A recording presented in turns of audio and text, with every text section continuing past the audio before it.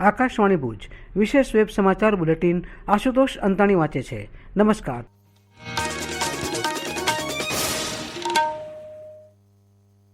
કેન્દ્રીય ઔષધ ધારાધોરણ નિયંત્રણ સંસ્થા DCGIએ એસ્ટ્રાઝેનેકા કંપની દ્વારા વિકસિત કોવિશિલ્ડ અને ભારત બાયોટેક દ્વારા વિકસિત કોવેક્સિનના ઇમરજન્સી તેમજ મર્યાદિત ઉપયોગને મંજૂરી આપી છે. સાથે જ ઝાયડસ કેડિલા હેલ્થકેરની ઝાયકોવ-ડીના ત્રીજા તબક્કાના પરીક્ષણની પણ ભલામણ કરી છે.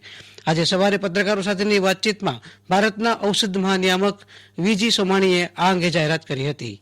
પ્રધાનમંત્રી નરેન્દ્ર મોદીએ વૈજ્ઞાનિકોના પ્રયાસોને બિરદાવ્યા છે અને વધુ સફળતા માટે શુભેચ્છાઓ પાઠવી છે. કેન્દ્ર સરકારે ફરજ બજાવનારા તમામ કર્મચારીઓને દિવ્યાંગ વળતર યોજનાનો લાભ આપવાનો નિર્ણય લીધો છે. જો કોઈ કર્મચારી સેવા દરમિયાન શારીરિક ઇજાગ્રસ્ત થાય અને તેની સેવાઓ દિવ્યાંગ થયા બાદ પણ ચાલુ રહે તેવી સ્થિતિમાં દિવ્યાંગ વળતર યોજનાનો લાભ મેળવી શકે છે. કર્મચારી બાબતોના રાજ્યમંત્રી જીતેન્દ્રસિંહે જણાવ્યું છે કે કેન્દ્ર સરકાર ફરજ દરમિયાન કર્મચારીઓ માટે ભેદભાવભર્યા નિયમો દૂર કરવાના શક્ય તમામ પ્રયાસો કરી રહી છે. તેનો મુખ્ય ઉદ્દેશ સરકારી કર્મચારીઓના જીવનને સેવા નિવૃત્તિ બાદ પણ સુખદ બનાવવાનો છે. આ નિર્ણયથી કેન્દ્રીય સશસ્ત્ર પોલીસ દળ, CRPF, BSF, CISFના જવાનોને મોટી રાહત મળશે કે જેઓ તેમની ફરજ દરમિયાન ઇજાગ્રસ્ત થાય છે. ગુજરાત સરકારે અત્યાર સુધીમાં 1055 ગામડાઓમાં કિસાન સૂર્યોદય યોજના હેઠળ ખેડૂતોને દિવસે વીજળી પૂરી પાડી છે અને આ મહિનામાં વધુ 2,500 ગામડાઓને દિવસે વીજળી મળતી થઈ જશે. મુખ્યમંત્રી વિજય રૂપાણીએ આજે ગીર સોમનાથ જિલ્લાના ઉના ખાતેથી કિસાન સૂર્યોદય યોજનાના બીજા તબક્કાનો આરંભ કરાવતા આ મુજબ જણાવ્યું હતું. રાજ્યમાં ગઈકાલે નોવેલ કોરોના કોવિડ-19 વિષાણુ સંક્રમણના નવા વધુ 741 પોઝિટિવ કેસ નોંધાયા. ગઈકાલે 922 દર્દીઓ કોરોના સામેનો જંગ જીતી સાજા થતાં તેમને ઘરે જવાની રજા આપવામાં આવી. રાજ્યમાં કોરોના સંક્રમિતોની કુલ સંખ્યા 2,45,772 થઈ છે, જ્યારે રાજ્યમાં કોરોના સંક્રમણના ચેપ બાદ કુલ 2,32,722 દર્દી સ્વસ્થ થયા છે. રાજ્યમાં ગઈકાલે કોરોનાના કારણે વધુ 5 દર્દીના મોત નોંધાતા રાજ્યમાં કોવિડ-19ના કારણે કુલ 4,314 મૃત્યુ નોંધાયા છે. હાલ રાજ્યમાં કોરોનાના સક્રિય પોઝિટિવ કેસોની સંખ્યા 9,477 છે. વધુ સમાચારો કોરોના અંગેના આ સંદેશ બાદ. કોવિડથી બચવાના મહત્વપૂર્ણ 3 ઉપાય: માસ્ક પહેરો, 2 ગજનું સલામત અંતર જાળવો અને હાથ સાફ રાખો.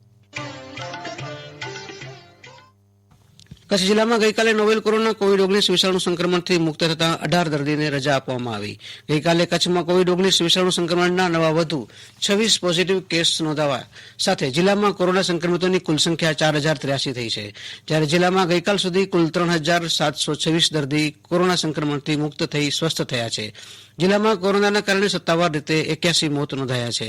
હાલ જિલ્લામાં કોરોનાના સક્રિય પોઝિટિવ કેસની સંખ્યા 226 છે. ગઈકાલે નોંધાયેલા 26 પોઝિટિવ કેસમાં સૌથી વધુ જિલ્લા મથક ભુજ શહેરી વિસ્તારમાં 8, જ્યારે ગ્રામ્ય વિસ્તારમાં 4 કેસ સાથે કુલ 12 પોઝિટિવ કેસ નોંધાયા હતા, જ્યારે ગાંધીધામ શહેરી વિસ્તારમાં 5 કેસ નોંધાયા હતા.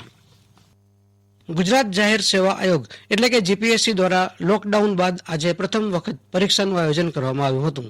જિલ્લા મથક ભુજમાં આયોજિત પોલીસ ઇન્સ્પેક્ટર બિન હથિયારધારી વર્ગ 2ની પરીક્ષાનું આયોજન કરવામાં આવ્યું હતું, જેમાં કુલ નોંધાયેલા 2,086 પરીક્ષાર્થીઓમાંથી 904 ઉમેદવારોએ પરીક્ષા આપી હતી. નાયબ મુખ્યમંત્રી નીતિન પટેલ દ્વારા કચ્છ મોરબી સાંસદ વિનોદ ચાવડાની રજૂઆતને ધ્યાને લઈ કચ્છ અને મોરબી લોકસભા વિસ્તારના રસ્તાઓના રીકાર્પેટિંગ માટે રૂપિયા 99.96 કરોડની ફાળવણી કરવામાં આવી છે. આ મરામત કાર્ય અંતર્ગત છેલ્લા 7 વર્ષથી વધુ સમયથી રીકાર્પેટિંગ ન થયેલા હોય તેવા રાજ્ય હસ્તકના કચ્છ અને મોરબી જિલ્લાના વિવિધ તાલુકાઓના માર્ગોને રીકાર્પેટ કરાશે. અંજાર તાલુકાના વિવિધ ગામોમાં રૂપિયા 61.90 લાખના ખર્ચે નિર્માણ પામેલા પંચાયત ઘરો તેમજ આંગણવાડી કેન્દ્રોનું રાજ્યમંત્રી વાસણભાઈ આહિરના હસ્તે લોકાર્પણ કરાયું હતું. આ પ્રસંગે રાજ્યમંત્રીએ જણાવ્યું હતું કે પ્રજાની સેવા એ જ અમારું મુખ્ય લક્ષ્ય છે. રાજ્યમંત્રી વાસણભાઈ આહિરના હસ્તે Gujarat energy transmission corporation limited ગેટકો દ્વારા કુલ રૂપિયા 1,776.90 લાખના ખર્ચે નિર્માણ પામનારા એક સાથે 2 66 કેવીના સબસ્ટેશનોનું ભૂમિપૂજન કરવામાં આવ્યું હતું. ભુજ તાલુકાના ભારાપર ખાતે અને મમુવારાના 66 કેવી સબસ્ટેશનોનું ભૂમિપૂજન વિધિ તકતીનું અનાવરણ કરાયું હતું. કચ્છમાં આવતા પ્રવાસીઓને ભચાઉમાં આવકારવા માટે ગેટવે ઓફ કચ્છનું નિર્માણ કરાશે. ભચાઉ પાલિકા દ્વારા આકાર પામનારા આ પ્રવેશદ્વાર તેમજ જુદા જુદા વિસ્તારમાં બનનારા બગીચાઓનું ખાતમુહૂર્ત કરાયું હતું.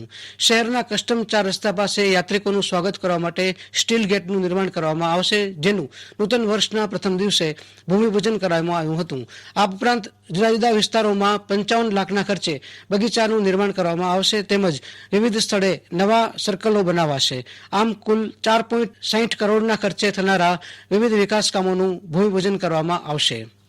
કચ્છ જિલ્લામાં ઠંડીનું સામ્રાજ્ય યથાવત રહ્યું છે. જિલ્લા મથક ભુજ ખાતે આજે 10 ડિગ્રી સેલ્સિયસ લઘુત્તમ તાપમાન જ્યારે 22 ડિગ્રી સેલ્સિયસ મહત્તમ તાપમાન નોંધાયું હતું. હવામાન વિભાગ દ્વારા આગામી 2 દિવસ સુધી ઠંડીનું મોજું યથાવત રહેશે તેવી આગાહી કરવામાં આવી છે. અને આ સાથે વેબ વિશેષ સમાચાર બુલેટિન અહીં પૂરું થયું. નમસ્કાર.